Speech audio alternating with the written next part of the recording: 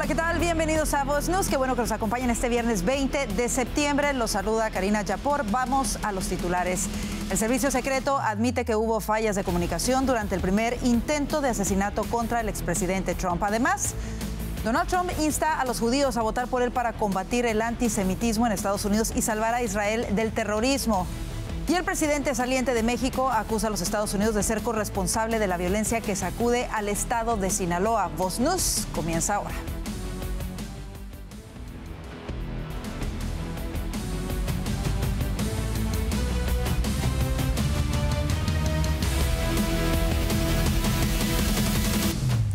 Hubo graves fallas de comunicación durante el operativo del servicio secreto durante el atentado que sufrió el expresidente Donald Trump el pasado 13 de julio en Butler, Pensilvania. Así lo reconoció hoy Ronald Rowe, director interino del servicio secreto. Por ejemplo, el servicio secreto no instaló su sala de seguridad en el mismo lugar que las fuerzas de seguridad locales, lo que dio lugar a que la información quedara aislada.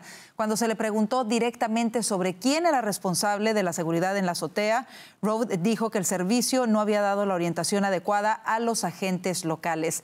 Tras el atentado, la exdirectora del servicio secreto, Kimberly Chattle, renunció y al menos 5 personas fueron asignadas a tareas administrativas mientras se desarrolla la investigación y se esperan más medidas conforme avancen las investigaciones. Más adelante en el panel analizaremos toda esta información.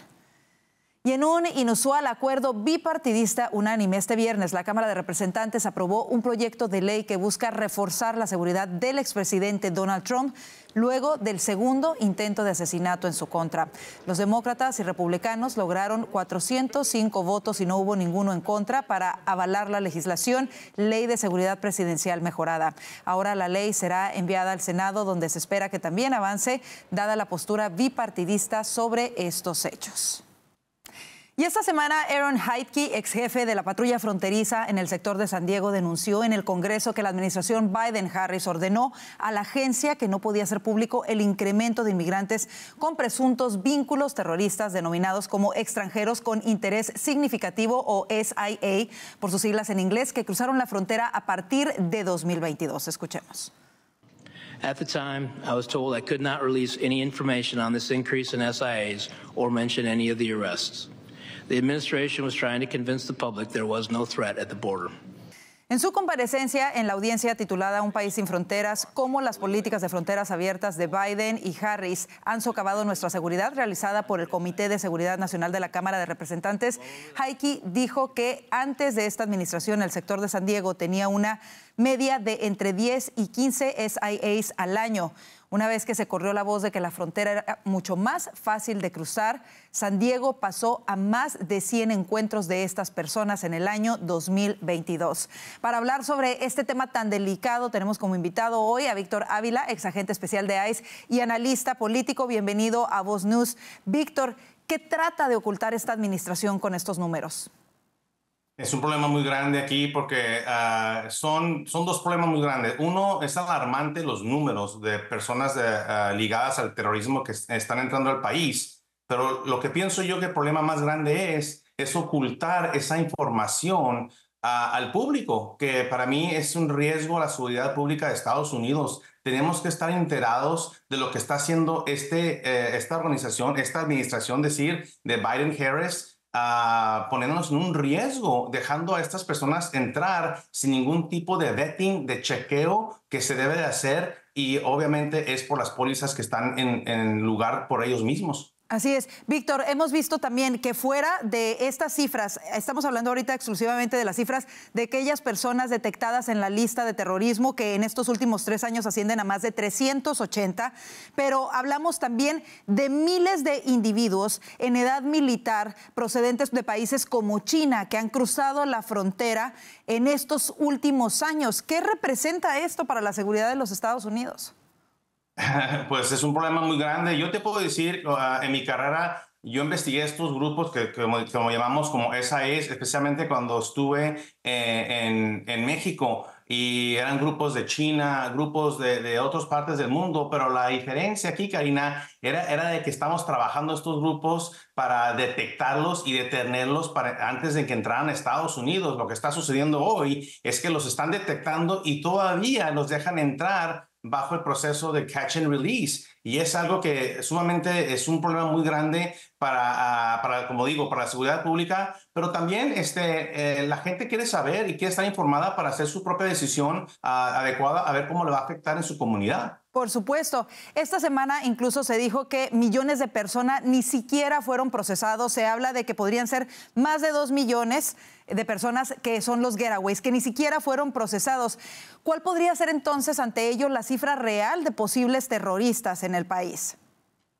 Yo te puedo decir que obviamente sabemos, porque esos fueron los que fueron detectados, que ya van casi 400. ¿Te imaginas cuántos no sabemos que han entrado completamente sin saber de dónde están, por dónde entraron? No tenemos ningún tipo de récord o antecedente de esa persona, que obviamente sabemos que hay muchos más que esos. Pero hay una cosa que quiero decir aquí. Hay que poner mucha atención a lo que está sucediendo en México, Karina. En México sabemos que está un problema muy grande con los carteles y que son los que facilitan este movimiento de estos tipos de personas. Nadie camina y transcursa el país de México sin tener este contacto, y por la instabilidad que está ocurriendo ahorita bajo AMLO en México, especialmente en estas últimas semanas. Inclusive ayer AMLO acusó a Estados Unidos de ser responsable de alguna manera por el problema que está ocurriendo hoy en Sinaloa, entre el cartel de Sinaloa. Eso hay que poner atención, porque lo que pasa en México directamente nos afecta a nuestras comunidades. Por supuesto. ¿Cómo ves tú estas declaraciones del presidente de México después de lo que ha ocurrido tras la detención de El Mayo Zambada? ¿No debería estar agradecidas las autoridades mexicanas de que Estados Unidos hizo lo que ellos tendrían que haber hecho?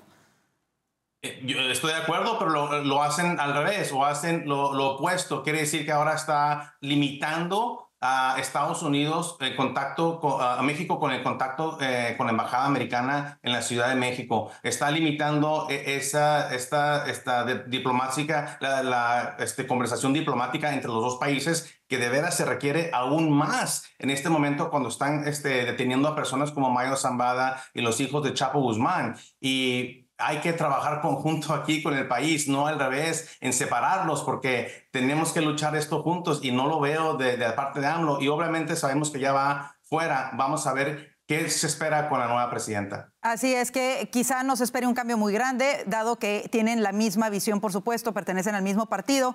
La pregunta, Víctor, es justo esto que tú acabas de mencionar. Lo que está pasando en México es muy importante. No tenemos nosotros en Estados Unidos una frontera segura. ¿Están las agencias de seguridad de los Estados Unidos en la capacidad de encontrar, arrestar y deportar a todos estos individuos que han ingresado durante los últimos años a los Estados Unidos? ¿Y cuánto tiempo puede tardarles a alguien planear un atentado terrorista dentro de los Estados Unidos? Precisamente ayer mismo estuve con el exdirector de ICE, Tom Homan, bajo el presidente Trump, y tuvimos esta conversación de que sí se puede hacer, pero es un operativo grande, es una operación grande que se va a hacer en conjunto con los estados y policías y agencias locales, y se va a tener que hacer. Obviamente el enfoque es primero contra las personas criminales que tienen antecedentes criminales, y esas personas malas ligados al terrorismo, que queremos que salgan de este país. Y luego de ahí sí se va a concentrar en personas que están indocumentadas en este país, porque hay que llegar a un momento que el resto del mundo tiene que respetar la soberanía y la constitución de Estados Unidos. Si no llegamos a ese momento, nos van a sobrepasar, y todos van a pensar que pueden entrar al país sin ningún tipo de consecuencia. Pero sí hay la solución, y para tu punto de un tipo de ataque de terrorismo, yo te lo puedo decir que ellos están aquí presentes. Las agencias y las organizaciones terroristas están aquí. Estamos ahorita con mucha fortuna de que no ha pasado nada, pero estamos casi al punto de que algo puede suceder en cualquier momento. Entonces hay que tener esa alerta con el Servicio Secreto, con el Departamento de Seguridad Interna, con el FBI, con todas las agencias, especialmente en las fronteras del norte y sur de Estados Unidos. Por supuesto, ojalá que Dios nos guarde, nos cuide, y ojalá que realmente las autoridades hagan lo que tuvieron que haber hecho durante estos últimos años. Víctor Ávila, como siempre, muchísimas gracias por estar con nosotros en Voz News. Gracias, Jaime. Y el expresidente Trump continúa su campaña electoral por todo el país. Ayer tuvo un día dedicado a abordar los problemas de la comunidad judía en los Estados Unidos. Vamos con Vanessa Vallejo, quien nos tiene más información. Vanessa. El expresidente Donald Trump estuvo ayer acá en Washington, D.C., conversando con la comunidad judío-americana. Ayer dio un discurso en la conferencia del Consejo Americano-Israelí, en donde envió mensajes bastante directos a esta comunidad. Entre otras cosas, dijo que en este momento Israel necesita el apoyo de Estados Unidos y que si Kamala Harris gana la presidencia no va a tener ese apoyo necesario. Escuchemos algunas de las palabras del expresidente en esta reunión. My message today is very simple. If you want Israel to survive, you need Donald J. Trump as the 47th president of the United States. It's a very simple message. Very, very simple. Right?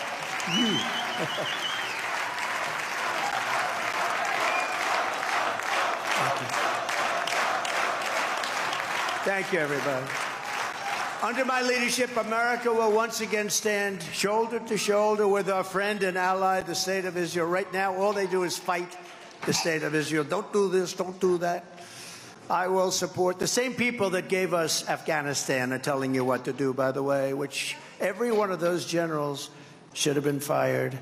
You know, Además, el candidato republicano también señaló que mientras que él era el presidente, impuso sanciones muy fuertes a Irán, pero que cuando Biden y Harris llegaron a la Casa Blanca, esas sanciones o se eliminaron o se redujeron, fortaleciendo a Irán. Escuchemos a Donald Trump hablando al respecto. Harris restored funding to the Palestinian organizations immediately, giving them billions and billions of dollars, and much of that money went directly to Hamas. Then Kamala and Joe Biden delivered over $100 billion in sanctions relief, all stuff that I held back. And I would have been very good. They would have been very happy. I wanted one thing from Iran: no nuclear weapon. I didn't want much. No nuclear weapon. And now they're very close to getting it, and you can't let that happen. They're very close to getting it. Here at home, Kamala's partnered, and she's partnered with anybody she can. You hear the things coming out of the administration. You hear what they're saying. But she pandered to the Hamas supporters and the anti-Semites in her own party. The things she says. Pues según una encuesta del Comité Judío Estadounidense, 93% de los judíos están preocupados por el creciente antisemitismo, 87% cree que el odio a la comunidad judía ha aumentado desde el 7 de octubre. Y esto también fue uno de los asuntos que trató el expresidente Donald Trump en esa conferencia. Aseguró que Kamala Harris ha permitido, incluso apoyado el antisemitismo dentro de su partido y también en las protestas que vimos en las universidades hace unos meses. Hay que decir que en estos momentos el apoyo de la comunidad judía se inclina mayoritariamente hacia Kamala Harris, pero pues el expresidente Donald Trump está intentando ganarse ese voto y sí que es cierto que durante los últimos 4 años el expresidente Trump ha logrado aumentar su apoyo dentro de la comunidad judía alrededor de 7 puntos. En este momento, alrededor del 34% de los judíos dice apoyar al expresidente Trump. Y a menos de 50 días para las elecciones de noviembre, Donald Trump y Kamala Harris están en un empate técnico en los sondeos de Siena para el New York Times.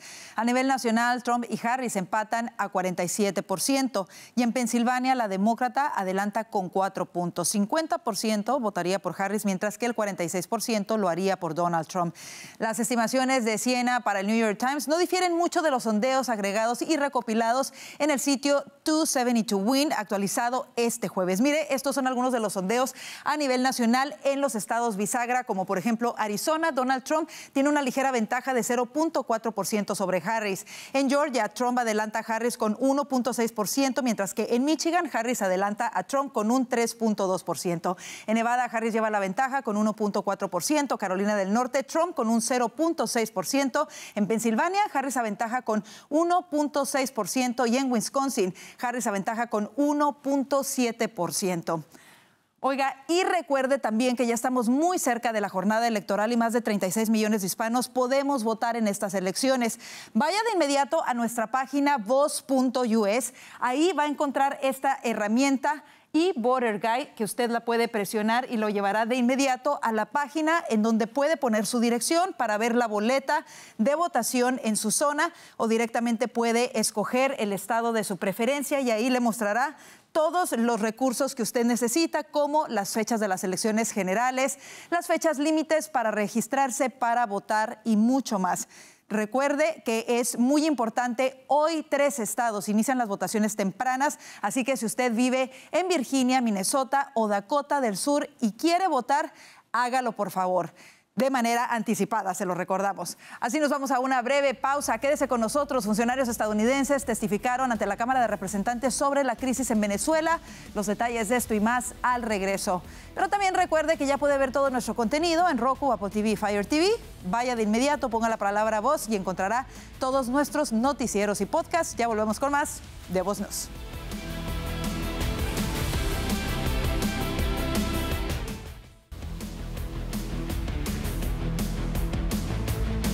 Funcionarios del Departamento de Estado y de la Agencia de Estados Unidos para el Desarrollo Internacional testificaron hoy sobre el fraude en las elecciones presidenciales venezolanas ante la Subcomisión de Asuntos Exteriores de la Cámara de Representantes para el Hemisferio Occidental. Los funcionarios describieron las violaciones a los derechos humanos de los venezolanos por parte del régimen de Nicolás Maduro y la agudización de la violencia en contra de los opositores luego de las elecciones del 28 de julio. Por su parte, la representante María Elvira Salazar aseguró que Estados Unidos sigue trabajando por la libertad de Venezuela. Escuchemos. La dictadura de Maduro se sostiene por el miedo, por lo cual significa que no va a poder sostenerse para siempre. No tiene el apoyo de la gente, ahí lo demostró las elecciones. Caerá y caerá pronto.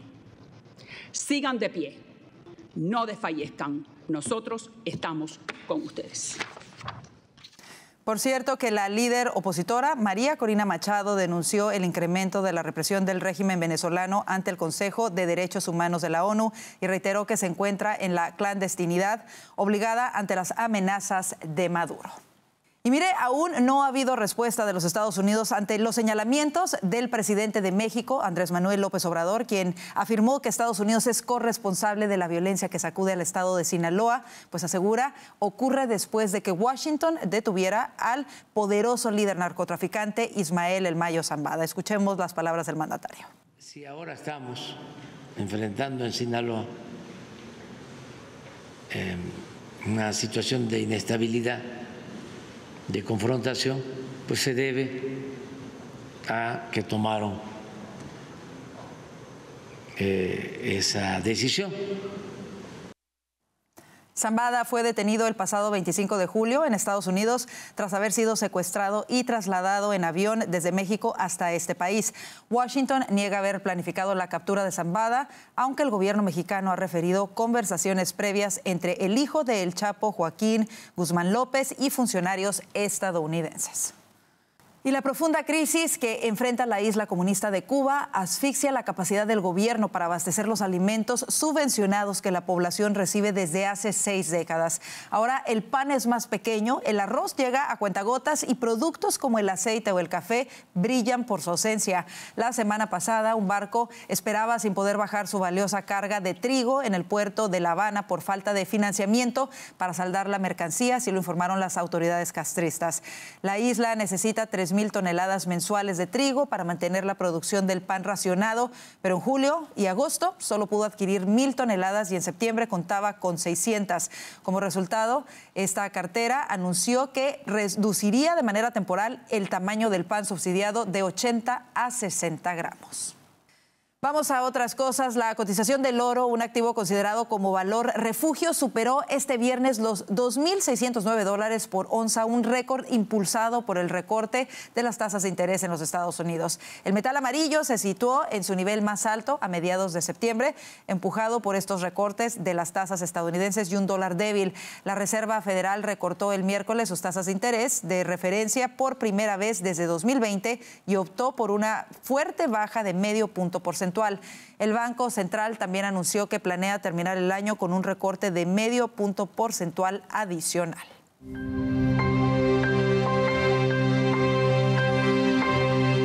¿Qué tal, amigo? Samuel Rodríguez. Le voy a dar una lista de nombres aquí, frases que se han utilizado. Hitler, Adolfo Hitler. la persona más mala que ha ocupado la Casa Blanca en la historia de los Estados Unidos. El anticristo en carne. Un hombre malísimo. Una amenaza, una amenaza, una amenaza. Suena chistoso. Suena como un chiste cruel, pero no lo es. Estas son las frases que el Partido Demócrata ha utilizado para describir al presidente Donald J. Trump. Y luego, ¿cuáles son las consecuencias? Solamente son palabras que se utilizan en las campañas políticas. No al extremo de llamarlo Hitler. Porque el momento que estamos describiendo un político como Hitler, estamos diciendo tenemos que hacer todo lo posible para prevenir y evitar que esa persona suba a la Casa Blanca. Cuando declaramos que una persona es Hitler, es decir, lo peor de lo peor.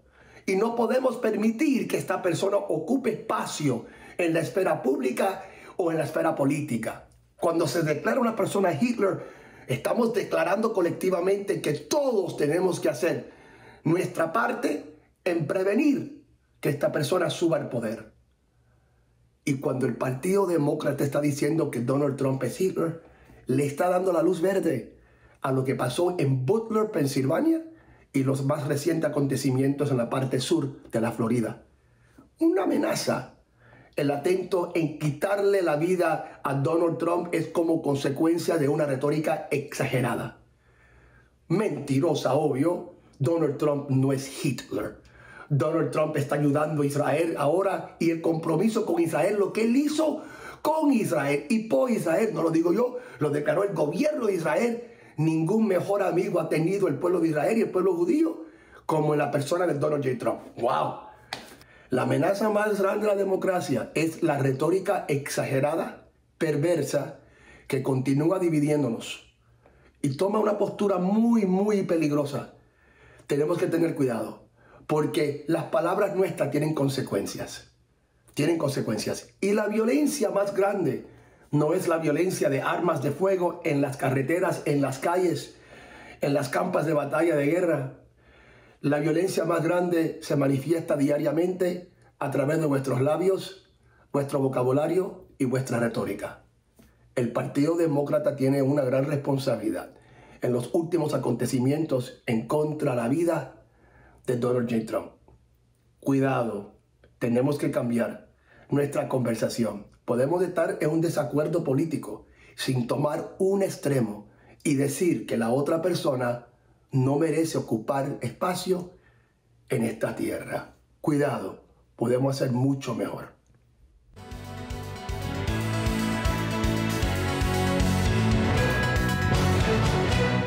Bueno, ¿a quién no le gusta el dulce? Pero a su vez también muchos de nosotros queremos cuidarnos, cuidar la salud y la figura.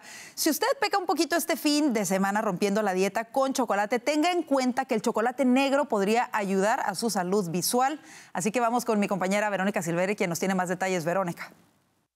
Karina, como siempre, un gusto saludarlos y feliz viernes. Hoy les comentamos que el chocolate negro podría ser beneficioso para la vista. Esa es la conclusión a la que han llegado un grupo de investigadores italianos que aseguraron que este dulce podría, entre otros, ayudar a combatir enfermedades oculares. Publicado en la revista Nature, el estudio afirma que con tan solo 3 onzas de una barra estándar de chocolate negro, el ser humano podría tener una vista mejor, ya que este dulce ayuda a la correcta función de los vasos sanguíneos, esenciales para tener una visión no solo saludable, sino también clara.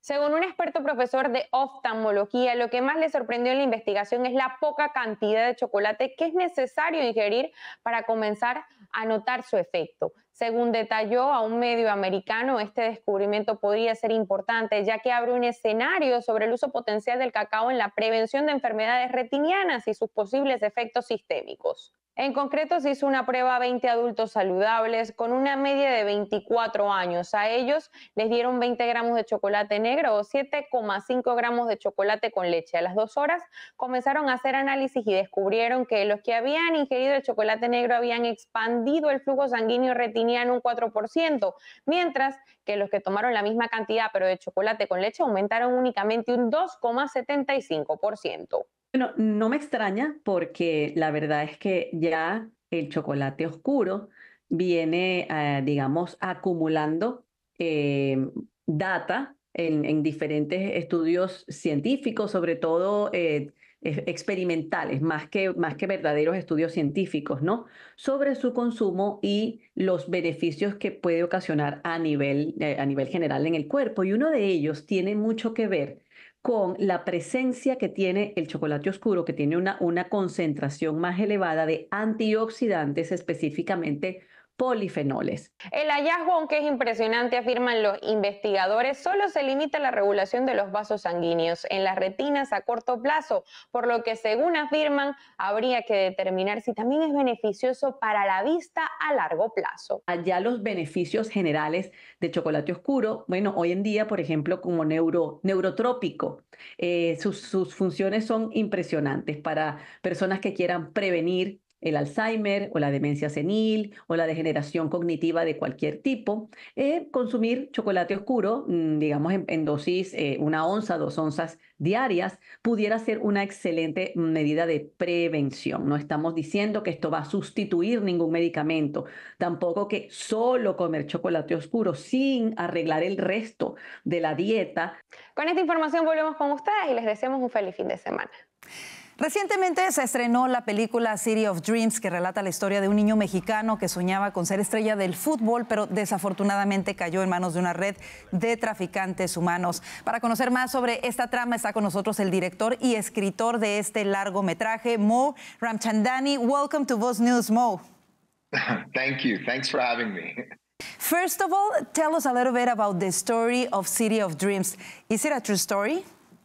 So it's actually based on many true stories. Like what inspired it was the 1995 El Monte sweatshop case, where there were 72 immigrants trapped in a house. I read that and I was kind of shocked that we had sweatshops in America, because you always hear about that, you know, in China and in India, but you never hear about that stuff happening here. And then as I started researching it and as I started making the movie, I connected with someone at the Labor Department, and he was like, hey, this is getting worse. There's more and more of these cases. And I read hundreds of cases of where kids were trapped, you know, and they were forced to work in the supply chains of some of the biggest corporations. So the characters and the story are fictional, but all the details are based on real events. Human trafficking and labor exploitation are a reality that not many people talk about. Why did you decide to do this movie? Well, you know, for me, that's one of the reasons I decided to do it, because I tend to like to look at things that people don't want to look at. And, you know, telling the truth is hard. People don't want to hear the truth. But for me personally, I love stories about life and death. I love stories about survival. And the real sort of personal motivator for me was my father, because my dad was, when he was 7 years old, he was kicked out of his home in Pakistan because he was a Hindu, and he was forced to cross the border. And he worked in 1950s India in sweatshops and sweatshop-like conditions. And that really affected who he was as a human being. And he was a very strict dad, and he was very abusive. And as a teenager, you know, I didn't like my father. And one of the reasons I made this film was because he represents three characters in the movie. He represents the kid, and he represents the kid who's grown up, who works for the Jefe, and he represents the Jefe. And when I was writing it, it was my way of trying to understand him and forgive him and understand what he went through. Wow, definitely is heartbreaking, you know, to learn about these stories that are happening every day. Many of those stories, we know little to nothing about those stories. So it's very, very important. What was the most challenging part of writing and filming the movie? Honestly, getting people's attention with it. Like the hardest part, you know, writing it and filming it, honestly, was a very, you know, for me, it was a very fulfilling experience. The two biggest challenges were, one, a lack of resources. No one would give me the money to make this film. My mother passed away in 2017, and I used her life insurance policy in order to get the movie financed. That was, you know, one big thing, was getting the money to make the film. But the other one was even just getting people to read the script or even watch the film when it was complete, because everyone sort of looked at me like, there's no superheroes, there's no werewolves, and there's no Brad Pitt. So this is the story of a Mexican kid who doesn't speak and he's sold into slavery. Like it was really hard to get people's attention because the idea was that it's uncommercial and it's dark and it's boring and it's not something that's going to make a lot of money. Like that was what the mindset was. Wow, that's so sad because honestly, you know, those, it's so sad. Those survival stories should inspire us all to support these kind of projects, like definitely. And I want you, Absolutely. Yes, I know also that Luis Fonsi and Yaritza Aparicio are part of the producers of this movie as well, which I think is great. You know, I think more people should come together to highlight such an important issue like the one that you guys are doing with this movie. So please invite our audience to support City of Dreams. Yes, for me, I would love that everybody goes and watches the movie. It's going to be available on demand on Amazon next Friday. It's in theaters right now. And I'm hoping that you will watch the movie and you will be so inflamed and so angry that you will raise your voices for these 12 million children that are enslaved around the world. Like that's my dream. That's my hope. Absolutely. I agree with you. Well, Mo, thanks once again for being with us, and thank you for highlighting such an important issue. Awesome. Thank you so much, Karina, for having me on the show. Absolutely. Thank you. Ya lo sabe, City of Dreams está disponible en todos los cines y muy pronto también estará en la plataforma de Amazon, así que no se la pierda. Hacemos una breve pausa. Quédese con nosotros, ya vienen nuestros analistas para analizar los temas que hacen titulares hoy. Y recuerde que Voz News y todos nuestros podcasts ya están disponibles a través de la plataforma de Revolver Podcast. Lo único que tiene que hacer es ir a su plataforma de podcast favorita, poner la palabra voz y ahí encontrará todo nuestro contenido. Y recuerde también que ya estamos disponibles a través de Now Media a las 9 de la noche, hora centro, 7 de la mañana también. Y en nuestra aplicación Voz, descárguela ya. Ya volvemos con más de Voz News.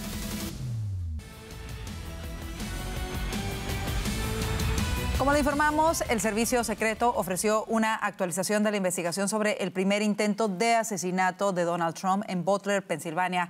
Para hablar a profundidad de este tema, el día de hoy le damos la bienvenida a Vanessa Vallejo, analista político de Voz, Alfonso Aguilar, abogado y analista político de Voz, y Diego Loyo, analista político. Bienvenidos, feliz viernes para ustedes y comenzamos con este informe que era muy esperado. Se esperaba tener una actualización. El día de hoy, como lo escuchamos, el director interino del Servicio Secreto reveló 2 fallas o deficiencias de esta agencia durante este incidente. Una, fallas de comunicación entre las autoridades locales y ellos, y segunda, la falta de recursos.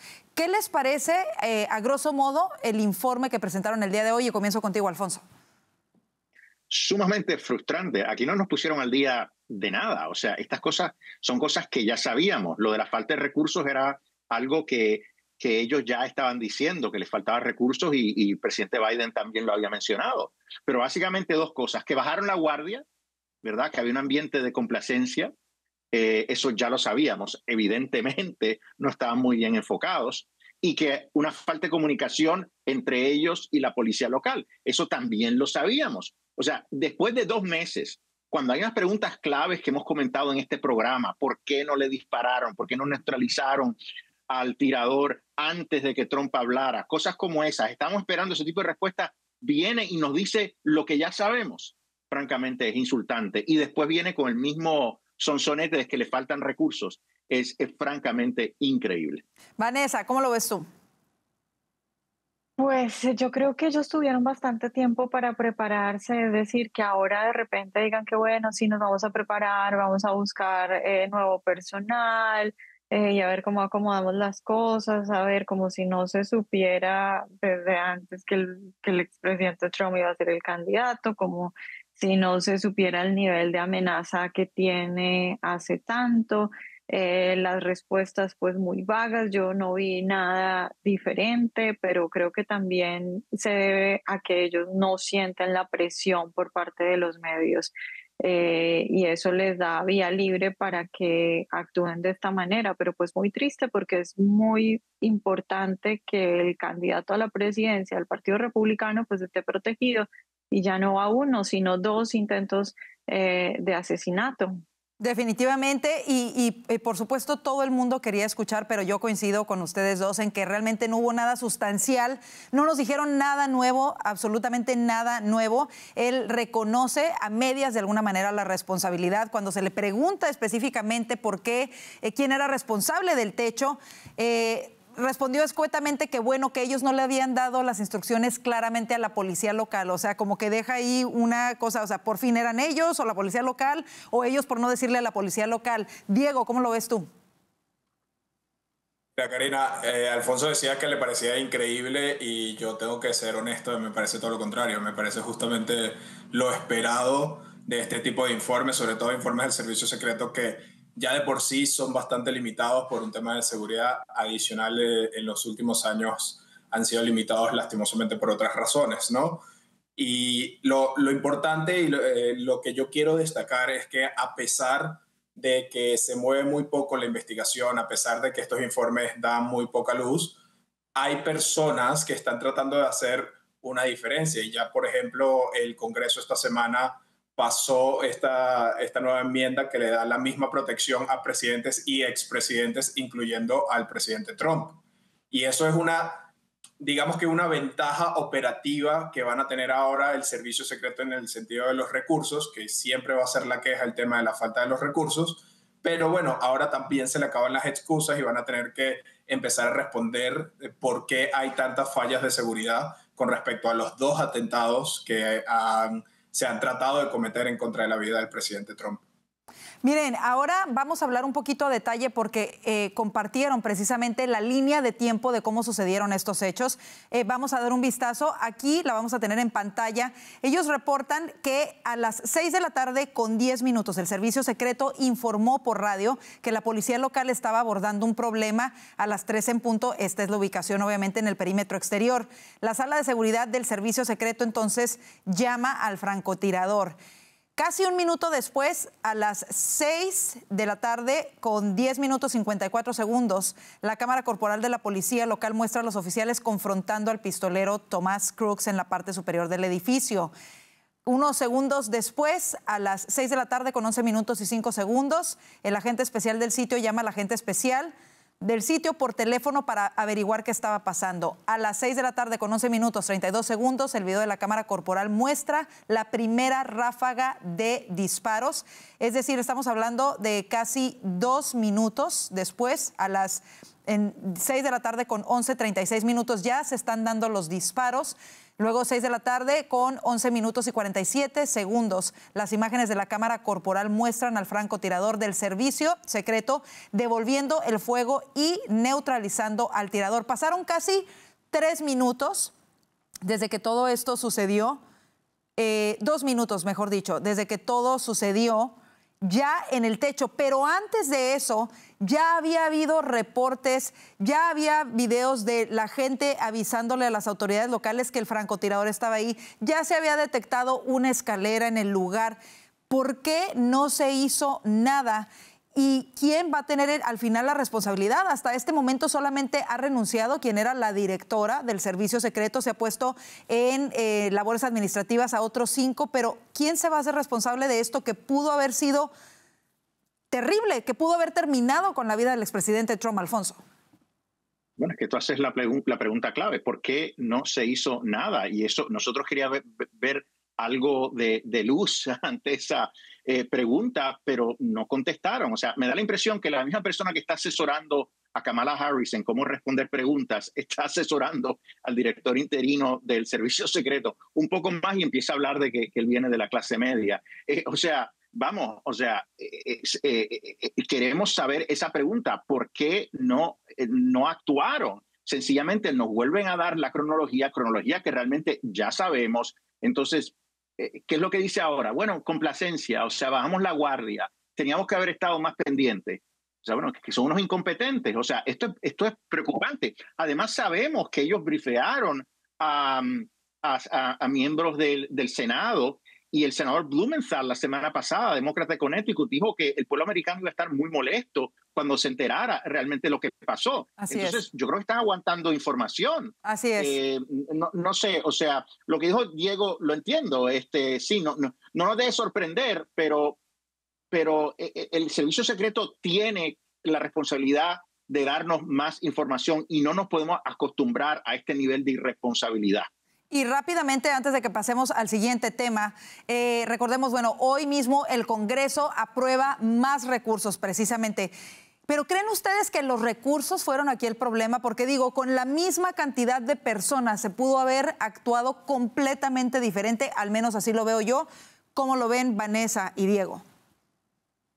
Es que eso depende como del protocolo, porque lo que entiendo es que, por ejemplo, no tenían los suficientes tiradores. Entonces, claro, uno podría decir, bueno, pero tal vez pudieron poner uno de los tiradores allá en ese techo, pero no sé si no podían descuidar el otro. Es decir, nosotros como digamos, personas normales no sabemos cuáles son los protocolos de seguridad, pero Claro. lo evidente es que tenían que asegurar de alguna forma ese techo y que si en algún momento sucede que ellos ven que no hay la forma de asegurar el lugar, pues es mejor cerrar un evento y que ellos tienen, por supuesto, la potestad de decir esto no es seguro, hay una llamada, hay un tipo que por ahí anda rondando, vamos a cerrar el evento, pero no permitir este tipo de cosas. No, de acuerdo completamente contigo. Y creo, y corrijo, o sea, creo que definitivamente es importantísimo que tengan todos los recursos necesarios. A lo que me refiero es que me parece que aún con la gente que tenían, pudieron haber actuado de una manera completamente diferente. Diego. Y la actuación ese día realmente deja mucho que desear. Las respuestas posteriores dejan mucho que desear. Lo que yo creo es que con estos nuevos recursos aprobados en el Congreso se acaban un poco las excusas. Una de las noticias y de la información que salió justo después del atentado es que varios de los agentes que estaban trabajando con el servicio secreto no eran agentes específicamente del servicio secreto. Eso ya se acabó ahorita con la protección nivel presidencial que va a tener cualquier candidato presidencial, aparte del presidente en funciones. En teoría, debería estar el servicio secreto suficientemente capacitado para tomar todas las previsiones necesarias. ¿Qué significa esto? Por un lado, que debería estar más seguro el presidente Trump ante cualquier otra eventualidad, y por otro lado, que nuevamente se acabaron las excusas. No creo que sepamos específicamente cuáles van a ser los cambios de protocolo, ni siquiera creo que sea buenos que esos cambios de protocolo sean públicos. Claro. Sin embargo, creo que definitivamente la gente adecuada, congresistas, senadores, etcétera, van a hacer presión para que esos cambios de protocolo se den, y estos recursos es una forma de decirles, ok, no me pongas excusa de dinero, protégeme al candidato y al expresidente Donald Trump. Por supuesto, yo creo que lo que va a ser muy importante es escuchar el reporte por parte de los congresistas. No sé cuándo realmente lo podremos escuchar. Creo que pronto, es lo que habían dicho, que pronto, y creo que ahí realmente va a ser más revelador que la audiencia que vimos el día de hoy. Vámonos al siguiente tema. Durante 2 días, se lo informamos, el Congreso realizó audiencias para analizar la fallida política de esta administración para proteger la frontera sur. Vamos a escuchar lo que dijo ayer un ex supervisor de la patrulla fronteriza de San Diego cuando admitió que le ordenaron no revelar números de arrestos de individuos posiblemente ligados al terrorismo. At the time, I was told I could not release any information on this increase in SIAs or mention any of the arrests. The administration was trying to convince the public there was no threat at the border. Fentanyl is another issue. Bueno, ahí estábamos escuchando precisamente estas declaraciones. ¿Qué te parece estos testimonios que escuchamos, Alfonso? Bueno, yo creo que son devastadores, pero los amigos de la administración en la prensa van a esconder estos testimonios para que el pueblo americano no se entere. Esto es irónico porque recordemos que esta administración, el presidente Biden dijo que esta iba a ser la administración más transparente en la historia de los Estados Unidos, y lo que estamos viendo es que ha sido la menos transparente. Desde el principio ellos negaron que había una crisis, no querían utilizar el término crisis, y vemos que estaban actuando de acuerdo a esa estrategia, o sea, mentir, esconder información al pueblo americano, y eso yo creo que es muy irresponsable, y francamente, si hubiera sido una administración republicana, te garantizo que ya estarían hablando de impeachment, porque es algo muy, muy serio. Y fíjate que es sumamente, como tú lo dices, estoy de acuerdo que es súper importante que ahora podamos tener acceso y escuchar estos testimonios y difundirlos para que la gente se dé cuenta. Aquí se habla de, y lo comentábamos ayer, de alrededor de más de 380 individuos en la lista de terrorismo. Pero además de eso, hay más de 2 millones de los que ni siquiera se tiene rastro de quiénes pudieran ser. Y además de eso, de los que sí se tienen rastro, es de miles de hombres jóvenes en edad militar de países como China, Pakistán y de otros países no necesariamente de otras naciones no necesariamente muy amigas de los Estados Unidos. ¿Qué representa esto, Vanessa? Sí, pues tenemos un nivel de amenaza muy alto, tenemos una debilidad muy grande que además todo el mundo conoce. Es increíble, por ejemplo, lo que se reporta tantas veces de los videos que ponen en redes como TikTok o como Instagram, migrantes diciendo, miren, acá estoy pasando, las cosas que quiere, digamos, esconder la administración Biden-Harris. Son ampliamente conocidas incluso en China porque que son cosas que deberíamos saber, ¿no? Porque está llegando tanto asiático y que es fácil salir de China, por ejemplo, y pagar todo lo que hay que pagar para llegar a la frontera y muchos de ellos cuando les preguntan dicen, bueno, me enteré por redes sociales que la frontera estaba abierta y aquí estoy. Entonces, todo lo que eso significa, todas las irregularidades, también me da mucha pena por los agentes de la patrulla fronteriza. El otro día escuché a alguno diciendo que ellos están bajo ese calor tan horrible persiguiendo gente durante todo el día y resulta que luego la encuentran, la atrapan, pero es que al otro día la sueltan. Entonces yo me imagino el nivel de frustración de esta gente al tener que vivir todo esto a diario. No, y que realmente no son llamados y contratados para hacer un trabajo que finalmente no se les permite hacer. Diego, cerramos contigo.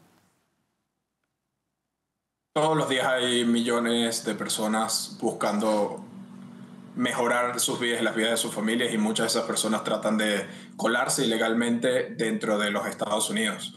El gran problema ha sido que la administración Biden-Harris no ha sabido responder ante esta crisis en cómo mejorar las condiciones para legalizar la entrada, facilitar la entrada a aquellas personas que sí vienen o que sí van a Estados Unidos a trabajar, a mejorar sus vidas y hacer el screening y detener a aquellas personas que no tienen las mejores intenciones para los Estados Unidos, que van a delinquir o peor, que están involucrados con líderes terroristas o organizaciones terroristas que quieren hacerle daño directamente a los ciudadanos americanos. Entonces, la razón por la cual no vamos a tener muchas respuestas de la administración actual es porque la vicepresidenta de la administración actual está actualmente en campaña para la presidencia.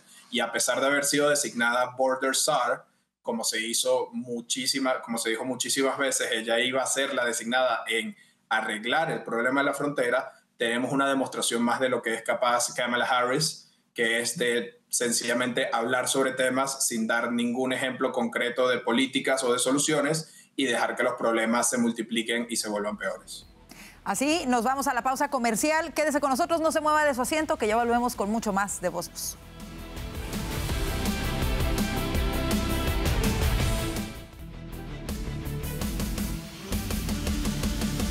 A menos de 50 días para las elecciones de noviembre, Donald Trump y Kamala Harris están en un empate técnico en los sondeos de Siena para el New York Times. Regresamos con nuestros analistas para hablar de estas cifras. A nivel nacional, Donald Trump y Kamala Harris empatan con un 47%, con un 6% de indecisos. Miren, en Pensilvania, la demócrata adelanta con 4 puntos. El 50% votaría por Harris, mientras que el 46% lo haría por Donald Trump. Las estimaciones de Siena para el New York Times no difieren mucho de otros sondeos agregados y recopilados en el sitio 270ToWin, analizados este jueves. Aquí vamos a ver algunas de estas cifras. Por ejemplo, en Arizona, que es uno de los estados bisagra, ellos están muy cerca. Déjenme abrir aquí mi página para verlo de cerquita. Sí, Trump aventaja por solo 0.4%. Tenemos, por ejemplo, en Georgia, Trump aventaja por 1.6%. En Michigan, Harris aventaja con un 3.2%. Nevada, Harris aventaja por 1.4% y así sucesivamente en el resto de los estados bisagra. ¿Qué les parecen estas cifras a menos de 50 días para las elecciones de noviembre? Alfonso, comienzo contigo. Bueno, mira, tampoco podemos tomar demasiado en serio las encuestas. Todavía queda tiempo. Lo que sí nos dicen es que es una contienda que está totalmente empatada y que el número de electores de votantes que va a decidir la elección, pues es pequeña. Y eso se ha mantenido así durante las pasadas semanas. Se vio claramente en la última encuesta del New York Times. O sea que nada, ambos candidatos tienen que enfocarse en esos votantes independientes, probablemente más moderados, que no saben todavía por quién votar. Sí es curioso que en Pensilvania ella tiene una ventaja de como 4 puntos, pero también eso puede cambiar. Está bastante par la contienda, pero es un estado que ella definitivamente necesita para Kamala Harris lograr los 270 votos electorales que necesita para ganar la presidencia en el colegio electoral. En el caso de los demócratas, ellos necesitan definitivamente Pensilvania. Ahora, es el único estado péndulo que tiene muchos votos electorales que ella puede ganar. Ahora, quiero decirte que al menos en el sondeo de 270 to Win, el porcentaje que aventaja Harris a Trump es solamente de 1.6%. Esto es en Pensilvania. En Pensilvania, aquí lo estoy viendo. 270 to Win lo tiene en Pensilvania, correcto. Ella no por un 4%, sino por 1.6%, que sería una distancia menor. Me refería más bien a la encuesta del New York Times, que la tiene ella por 4 puntos. Exacto. Pero sí, incluso en esos estados péndulos, la contienda es bastante apretada. Así es. Vanessa, ¿cómo lo ves? Sí, efectivamente. De hecho, en el promedio de Real Clear Politics en Pensilvania, ella tiene una ventaja solo de un 1%, que es el promedio pues, de las encuestas más importantes. Y eso, Pensilvania, para los demócratas es absolutamente clave.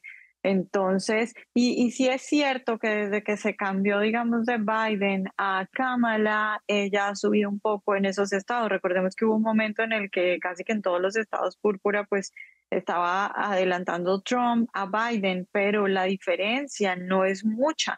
Y si comparamos la ventaja tan corta que ella tiene en este momento en esos estados púrpura, en algunos de ellos, pues no es mucha comparada, por ejemplo, con la que se tenía hace 4 años o con la que tenía Biden hace 4 años. Entonces, yo creo que es una contienda demasiado apretada y que seguimos viendo lo mismo en las encuestas. Y nada, será esperar a ver qué pasa y con la ilusión de que pase lo que ha pasado muchas veces, que las encuestas no parecen favorecer a Trump y luego nos da la sorpresa. Exacto. Y mi pregunta sería, por ejemplo, ¿qué necesitaríamos ver en esta recta final para que hubiera una separación precisamente en esas encuestas, Diego? Karina, la verdad es que yo no creo que vayamos a ver una separación en las encuestas hasta después de la elección. Si te soy sincero, creo que cualquier polling station, cualquier póster en este momento en Estados Unidos está tratando de mantenerse lo más neutral posible para evitar errores garrafales como los del 2016, en donde sus muestras determinen un resultado muy distinto al resultado final. Sin embargo, cada vez que salen estas nuevas encuestas, primero hay que entender cuáles son las tendencias de estas encuestas y segundo y principal, entender cuál es el margen de error. Si nos ponemos a ver estado por estado, por estado, swing state by swing state, la gran mayoría de estos se mantiene en el margen de error. ¿Qué significa esto? La forma elegante de decirlo es que tienen ventaja de 1 o ventaja de 0,5%, pero la realidad es que nadie sabe cómo van a resultar estos estados el día de la elección. Y no creo que tengamos señales más claras en los siguientes 45 o 50 días, porque la verdad es que como todas las elecciones en los últimos 20 años, esta parece que va a estar bastante cerrada y que se va a decidir con una que otra sorpresa en los estados clave. Y precisamente, Alfonso... Sí, vale señalar una cosa adicional, y es que de lo que vemos, por lo menos de la encuesta del New York Times, muy interesante, que la mayoría de los encuestados dice que Kamala Harris ganó el debate, pero eso no ha tenido ningún impacto en las encuestas. Y ese es un problema grande que ella tiene. Si ella supuestamente tuvo un buen desempeño en ese debate y en las entrevistas sigue diciendo lo mismo, ya vemos que eso no está teniendo un impacto en los votantes independientes, en los votantes que van a decidir la elección. Así es. Y sabemos que evidentemente con estos estados bisagra podrían ser múltiples las combinaciones para que uno u otro candidato ganasen. Si tú fueses la campaña de Trump, ¿cuál sería tu estrategia o cuál crees que ellos van a perseguir más, Alfonso? ¿Qué fórmula perseguirían más? ¿Cuál sería la manera quizá más fácil para Donald Trump de asegurar la presidencia? Bueno, ellos tienen que enfocarse en los 7 estados. Tienen que ganar. Carolina del Norte y Georgia se ven bastante bien. Ganar Arizona y Nevada. Y después bastaría ganar uno de los 3 restantes, Wisconsin, Nueva York o Pensilvania. Kamala Harris, por su parte, la estrategia de ella es Pensilvania más Michigan y Wisconsin, aunque ellos también están compitiendo en esos otros estados péndulo. Pero para ellos el camino más fácil sería Pensilvania más Wisconsin y Michigan. Pero claro está, lo que sí estamos viendo también de las encuestas es que la mayoría de los votantes sí están decididos, los que van a votar por Trump, los que van a votar por Kamala. Ese pool de indecisos es pequeño, según la encuesta del New York Times, es un 6%, y ambos tienen que enfocarse en esos votantes para los cuales la inmigración y la inflación son los principales temas. El que mejor conecte en estos temas con esos votantes es el que va a poder prevalecer. Definitivamente. Y bueno, es viernes, eso significa que tenemos aplausos y abucheos, así que nos vamos a este segmento, pero ya.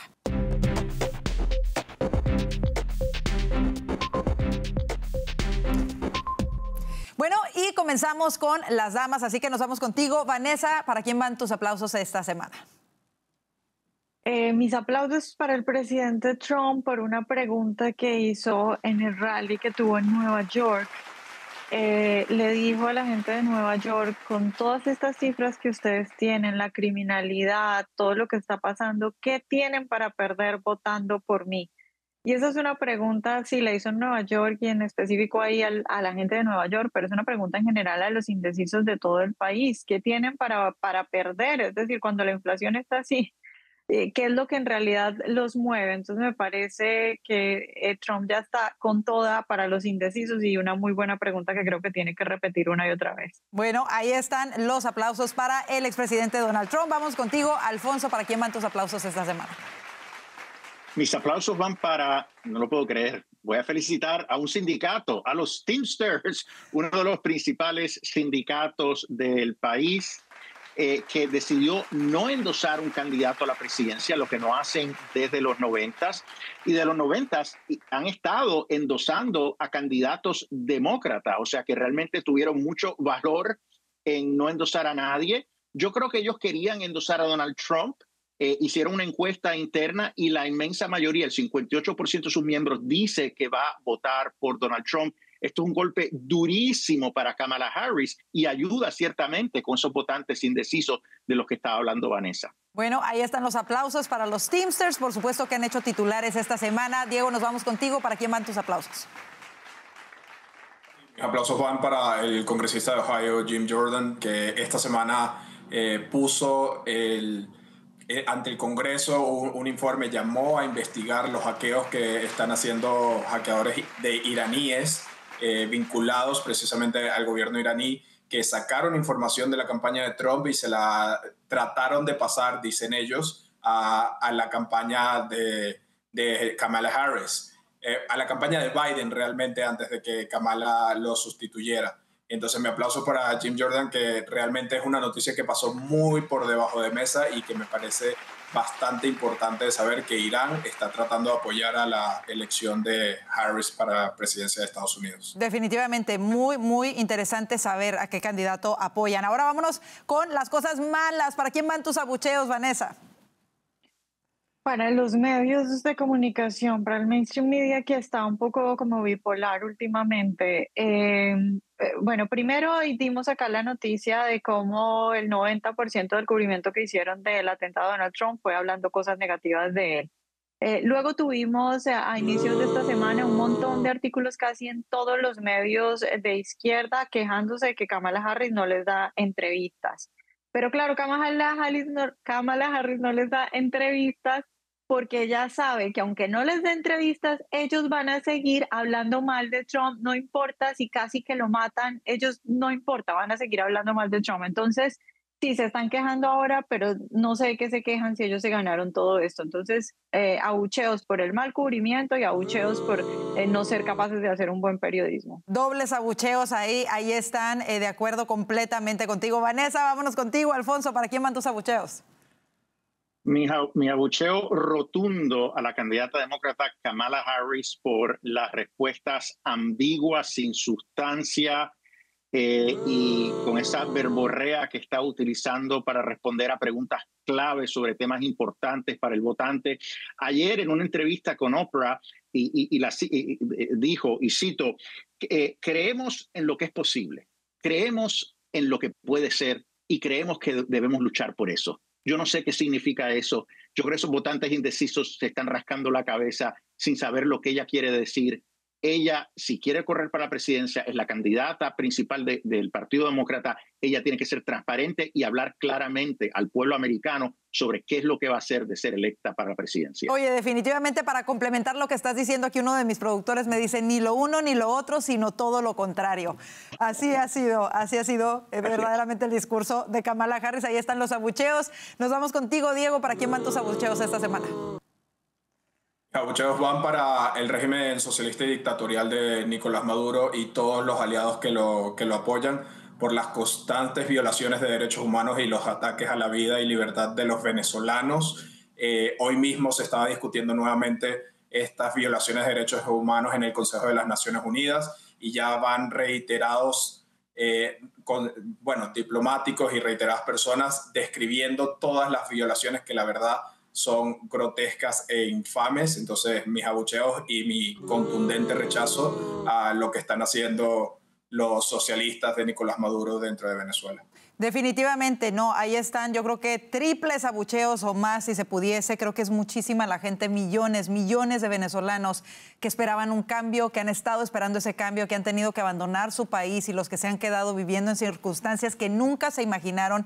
Y es increíble que en pleno 2024 no se pueda ver una transición de poder de manera democrática en Venezuela. De verdad que completamente de acuerdo contigo. Como siempre, un gustazo tenerlos con nosotros. Gracias, Vanessa Buchaibe, Alfonso Aguilar y Diego. Vanessa Vallejo, perdóname, estaba pensando en nuestra reportera. Vanessa, aquí todo lo hacemos ad lib, es decir, ahí no le estoy leyendo. Vanessa Vallejo, Alfonso Aguilar y Diego Loyo, gracias por estar con nosotros. Ya nos hice reír en su fin de semana y eso es lo que importa. Gracias de verdad. Y por supuesto, queremos agradecerle a todos ustedes el haber estado con nosotros el día de hoy. Queremos invitarlos a que se suscriban a nuestras redes sociales, van a aparecer en su pantalla. Síganos, por favor.